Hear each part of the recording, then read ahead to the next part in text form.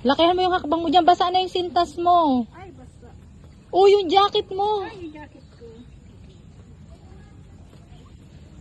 Taas.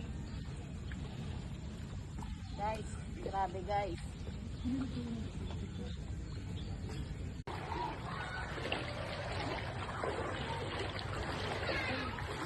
Madam, siyempre. Madam? Wad, yun makan. Ito, madam, makan. Pwede makan, wad, yun. Pwede mo mga bata.